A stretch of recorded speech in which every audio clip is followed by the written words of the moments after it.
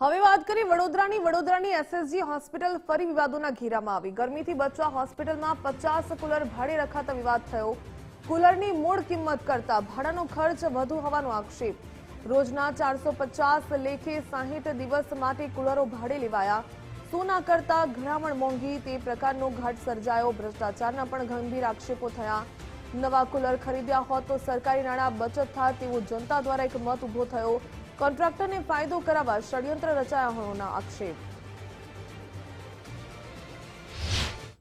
SSG હોસ્પિટલમાં દર વર્ષે જે ઉનાળાની શરૂઆત થતી હોય છે ત્યારે જે કુલરો ભાડા પેટે મંગાવવામાં આવે છે, આ ભાડા પેટેને જે કિંમત જે કહેવાય છે કે એના કરતાં તો ભાડું મોંઘું પડે છે। નવીન કુલર તો આટલી કિંમતમાં તો આવી જતા હોય છે, પરંતુ ક્યાંક ને ક્યાંક લાગી રહ્યું છે કે આમાં ક્યાંક ને ક્યાંક કોન્ટ્રાક્ટરને ફાયદો કરાવવાનું જે ષડયંત્ર છે, સાથે સાથે જે કહેવાય છે કે દર વર્ષે જો કુલર ભાડા પેટે લેવામાં આવતા હોય તો ગુજરાત રાજ્ય સરકાર દ્વારા તાત્કાલિક ધોરણે સુવિધાઓ પૂરી પાડવી છે। બીજી બાબત એ છે કે એસએસજી હોસ્પિટલમાં એસી જે તમામ રીતે જે સેન્ટર એસી લગાવવામાં આવ્યા છે એવી વાત પણ આવી હતી, પરંતુ હાલમાં તમે જોશો કે નવા એસી પણ બંધ હાલતમાં છે। એટલે ક્યાંક ને ક્યાંક લાગી રહ્યું છે કે મેન્ટેનન્સનો અભાવ છે અને જે આ એસી જે કુલરો હોય છે તે કુલરો ભાડા પેટે મંગાવવામાં આવે છે, આ ક્યાંક ને ક્યાંક કોન્ટ્રાક્ટરને ફાયદો કરવાનું ષડયંત્ર છે।